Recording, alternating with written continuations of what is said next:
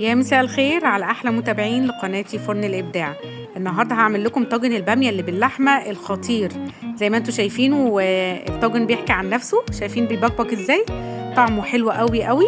وطبعا العيد الاضحى جاي، كل سنه وانتم طيبين وتعملوا احلى طاجن. ويلا بينا على المقادير والطريقه بسرعه.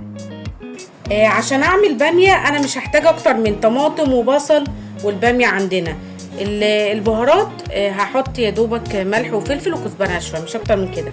انا بس عايزه اوريكم الاول الباميه بتتقمع ازاي. طبعا الباميه كل ما كانت صغيره كل ما كانت احسن، بس انا ده كان المتوفر في السوق فانا جبته.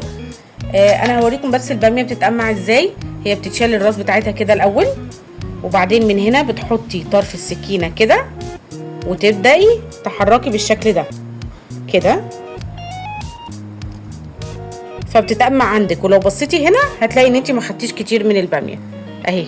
بنعملها شق بسيط كده عشان تستوي. انا هعمل كل الكميه، مش عايزه اطول عليكم، وهنبدا على طول نسوي مع بعض.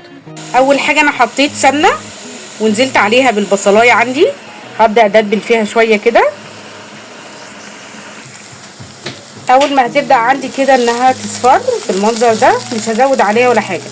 انا عندي الصلصه اللي انا كنت مفرزناها، هبدا ان انا انزلها عليها واسيبها تغلي.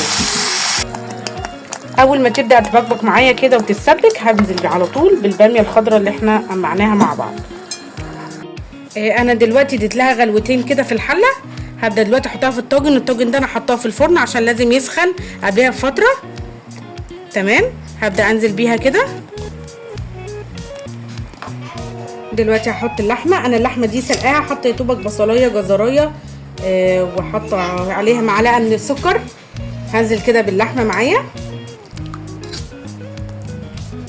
تمام، بحط كده قرن فلفل وبدخلها على الفرن تحمر كده وتستوي حلو معايا. هوريكم شكلها النهائي.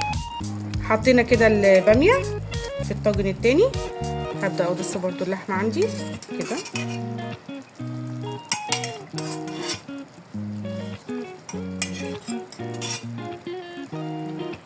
احط قرن الفلفل كده الجميل، احطه برضو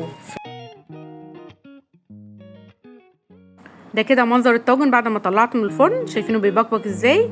الطعم خرافي، اللحمه دايبه فيه خالص، والباميه طعمها حلو قوي. هستناكم تجربوا الطريقه دي وتبعتولي لو ليكم اي استفسارات ولا حاجه. ما تنسوش تعملوا لايك وسبسكرايب، واقابلكم في وصفه جديده ان شاء الله.